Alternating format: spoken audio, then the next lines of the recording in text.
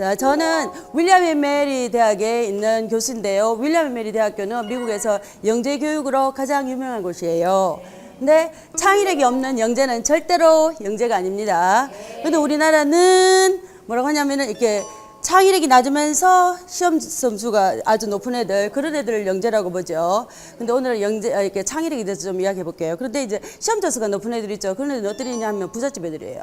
왜냐면은 이렇게 전 세계적으로 연구를 보면은 이게 시험 점수하고 그래 가정의 그런 시험과 관계돼서 투자하는 돈 있죠. 그거하고 관계가 있는데 이제 경쟁이 너무너무 심할수록 큰 부자들만 이렇게 이제 성공을 하지 이제 시험 점수가 높죠. 그래서 요즘은 절대로 개천에 용 안 납니다.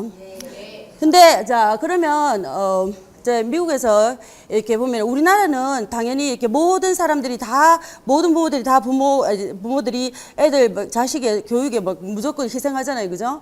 근데 그게 다른 나라에는 그렇지 않아요. 다른 나라에는 예를 들어서 이제 그 저소득층, 그러니까 미국의 같은 경우에 남미계나 그런 흑인계의 그런 저소득층은 학생들 애들 하는데 공부하는데 그렇게 많이 돈을 투자 안 하잖아요, 그죠? 그러니까 걔들이 이제 점수가 낮죠. 그런데 불구하고 이제 동양인들은 막 무조건 시험 이제 거기 시험 치는데 돈을 많이 투자하니까 동양인들이 점수가 높아요, 그죠? 그래서 인종 간의 형평성을 유지하기 위해서 미국에서는 어떻게 하느냐 하면은 이제 이렇게 대학교 진학 원서 쓸 때 있죠. 그때 이제 남미계 하면은 140점, 그러니까 명문대 말이에요. 명문대에 들어가려고 할 때 남미계라고 하면은 130점이 SAT 점수에 가산점이 되고, 그 다음에 흑인계 애들은 310점이 가산되고, 그 다음에 백인들은 가산점, 감산점 없고, 그런데 동양인들은 140점이 감산이 돼요. 그러니까 마이너스 140이 되죠. 그죠?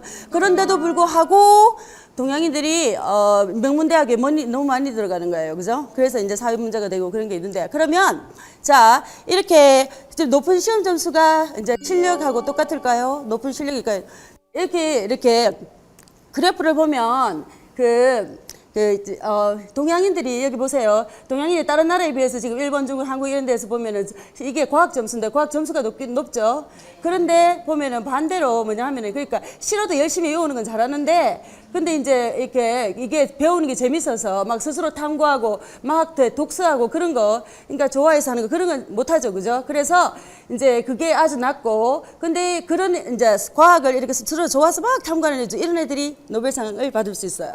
근데 보면 이렇게 여기 창의력 있죠. 창의력은 되게 낮죠. 그죠?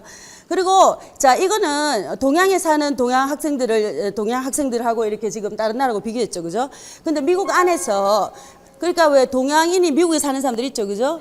그런 사람들도 이상하게 똑같아요. 왜? 이렇게 명문대는 들어가요.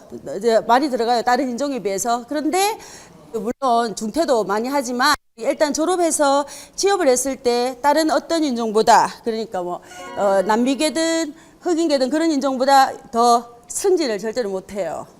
왜 그러냐 하면은 실력이 없어요. 근데 이 실력이 바로 창의력입니다. 그렇죠? 창의력이 뭐냐면 유용하면서 독특한 것을 만들어내는 힘이에요. 힘. 그렇죠? 이런 힘이 이런 게 바로 노벨상 심사 기준이에요. 또. 자, 그러면은 우리가 어떻게 창의력을 키울까요? 첫 번째로 창의력을 키우려면 전문성을 길러요.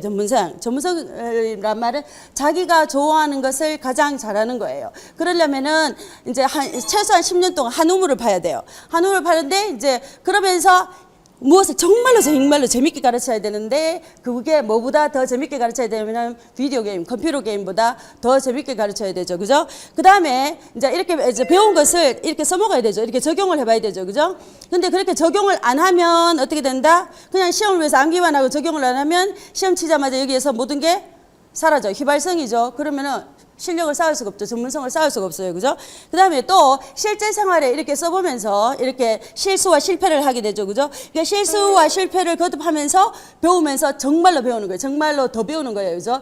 그러면서 이렇게 자기 확신감이 생기고 자기 확신감이 생겼을 때 남이 하지 말라고 해도 막 하고 싶은 거죠. 그렇게 되는 거예요. 그죠? 그래서 이제 전문성을 정말로 개발하는 거죠. 그죠? 자, 창의력을 키우기 위해서는 둘째 상상력을 키워야 돼요. 그죠? 상상력이 뭐냐면 전문성을 뛰어넘어서 독특한 생각을 하는 거예요. 근데 이렇게 상상력을 키우려면 더 알고 싶게 만들어야 되죠. 그래서 제가 예를 들면 제가 초등학교 때 이렇게 산수를 30등 맞았는데 그때는 아무 관심이 없어서 그냥 놔두고 밖에 나가서 구슬치기 하고 밤에 들어왔는데 엄마가 밤에 이제 이렇게 일 갔다 오셨어요. 본 거예요. 그죠? 그거 보고는 이제 정말로 이렇게 자랑스러워 하셨어요. 어떻게 이렇게 30점을 맞았냐고. 그래서 막 성일병이 해보라고. 그래서 내가 이제 더 잘할 수도 있는데 4개도 맞을 수 있는데 하여튼 그랬는데 그러니까 설명하고 나서 이제 엄마가 이제 그 굿을 가져오라고 해서 더 이렇게 읽고 따는 거 있죠. 그걸 해서 더하기 빼기 가르쳐 주셨어요. 그래서 이제 더 이제 뭐 알고 싶잖아요. 그죠? 그래서 저는 뭐 공부를 잘하고 못하고 간에 저는 공부를 잘한다고 생각했어요. 그리고 좀 더 이렇게 자신감이 있고 이랬었거든요. 근데 이제 그 다음에는 공상할 수 있는 시간과 자유를 줘야 되는데요. 이게 쓸데없는 생각을 많이 해야 되겠죠. 그죠? 그러니까 우리가 공상하는 것은 그러니까 오늘의 공상은 내일의 뭐 현실이죠. 근데 그런 게 많죠. 그죠? 인터넷이나 컴퓨터나 휴대폰이나 또 뭐 내비게이션이나 그런 무인 자동차 이런 거 있죠. 그죠? 그렇게 다 이제 인간의 공상에서 시작된 거죠. 그죠? 그다음에 이제 독서를 많이 해야 되는데 왜 독서를 많이 해야 되냐면은 이렇게 TV를 이렇게 보면 영상을 다 보여주죠. 벌써. 그죠? 그러니까 이게 상상력의 여지가 전혀 없어요. 그런데 이렇게 책을 보면서 읽으면서 이렇게 뭐 그리죠. 그죠? 그래서 이제 상상력이 많이 발달하죠. 그런데 이제 이 세상에서 왜 유대인이 동양인보다가 625배나 더 노벨상을 받을 확률이 높아요. 그런데 그런 그 사람들이 이제 유대인의 엄마가 특징이 뭐냐 하면은 옛날부터 뭐라고 불렸냐 하면은 책을 끼고 사는 사람들이라고 불렸어요. 그러니까 엄마들이 늘 책을 읽으니까 또 애들이 그렇게 책을 좋아하게 되겠죠. 그렇죠? 그다음에 뭐냐 하면 남의 눈치 보지 않고 튀게. 오늘 제가 튀죠 보니까. 그러니까 뭐 교수님이 뭐 이렇게 점잖으셔야지 뭐 이러냐고 하는데 이렇게 남의 눈치 절대로 안 보고 튀게 이렇게 해줘야 되죠. 그러니까 여러분이 이제 아이하고 얘기할 때 아이가 눈치를 보면 그거는 여러분이 벌써 이 아이의 상상력 그다음에 창의력을 죽이고 있는 거예요. 그죠? 그래서 이제 뭐 우리나라 말에 모난 돌이 정 맞는다 이런 거 있죠. 그죠? 그런데 그런 거 절대로 하면 안 되죠. 그러니까 뭐 튀는 자가 세상을 바꾼다. 그렇게 해야 되겠죠. 그죠? 그 다음에는 튀는데 그냥 튀면 되는 게 아니고 큰 꿈을 위해서 튀어야 돼요. 그래서 이제 우리 엄마가 항상 얘기한 게 뭐냐면 세상이 빛과 소금이 되래. 내한테 나 호강 안 시켜줘도 되니까 나중에 공부 열심히 해서 세상이 빛과 소금이 되라 그랬거든요. 그런데 이제 그때는 아무 뜻도 몰랐지만은 나중에 이제 미국 가서 이렇게 이제 뭐 진로 결정할 때 세상에 빛과 소금이 돼야지 하고 이렇게 결정하고 그랬는데 그런데 이제 유대인 엄마도 마찬가지예요. 왜? 애가 태어날 때부터 어린 아기한테 뭐 하냐면 repair the world. 이제 이 병든 세상을 고치고 죽으라고 이렇게 가르치는 거예요. 그죠? 그렇게 큰 꿈을. 그리고 나서 이제 또 애들을 나도 저거 하고 싶다. 이렇게 되도록. 그러니까 어떤 사람이나 어떤 행사 이렇게 있으면은 그걸 보여주고 이렇게 나도 저거 하고 싶다. 저렇게 되고 싶다. 이렇게 만드는 거 있죠. 그죠? 그래서 자기 애가 좋아하는 그 분야에 위인전 읽는 거, 그것도 참 중요하고. 그죠? 그 다음 세 번째는 전문성 교류력이에요. 전문성 교류력은 남의 강점으로 내 약점을 보완하는 거예요. 아까 한우물을 파라고 했죠. 그죠? 나는 한 강점이 있죠. 그죠? 한 전문성이 있잖아요. 그죠? 그러니까 이거를 이제 나는 이런 강점이 있으니까 다른 강점 있는 사람하고 이제 협력을 해야 되는데 이 세상에 어떤 혁신가도 혼자 혁신하는 사람이 한 명도 없어요. 전부 다 남하고 같이 했어요. 꼭. 그런데 최근에 내 연구를 보면 뭐가 있냐면 이렇게 우리나라 15살짜리 애들이 그 설문조사에 보면 이래요. 나는 내 친구가 성공하는 것을 보는 것이 즐겁다라는 말에 가장 강하게 나는 안 즐겁다. 가장 강하게 이렇게 반대하는 그런 애들이 이제 그게 우리나라인데 어느 정도냐 하면은 전 세계 중에서 공산국가 세 나라 그 다음에 우리나라예요. 왜냐면 공산국가에는 이렇게 똑같이 먹어야 되는데 이제 네가 더 이렇게 잘하면 더 먹으면 내가 적게 먹어야 되잖아요. 그렇죠? 근데 우리는 이제 그 다음으로 그만큼 우리가 경쟁 심리가 너무너무 지금 심한 거예요. 그죠? 이렇게 경쟁 심리가 심한 그런 남의 사촌이 논 사람이 배 아프다고 하죠. 그죠? 그런 심리로서는 절대로 우리가 혁신을 이룰 수가 없고 우리나라는 진짜로 그러니까 망하는 거예요. 근데 대신에 뭐 해야 되느냐? 백지장도 맞대면 낫다. 그렇게 해야 되겠죠. 그죠?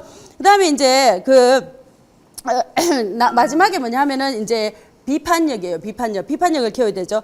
비판력은 여러 정보를 정확하게 평가해서 가장 유용한 것을 선택하는 거예요. 그래서 이제 어릴 때부터 이거 선택하게 가르쳐야 돼요. 이거 먹을래? 저거 먹을래? 이거 먹으라가 아니라 이거 먹을래? 저거 먹을래? 왜? 그리고 또 뭐 대안학교 갈래? 아니면 저 공립학교 갈래?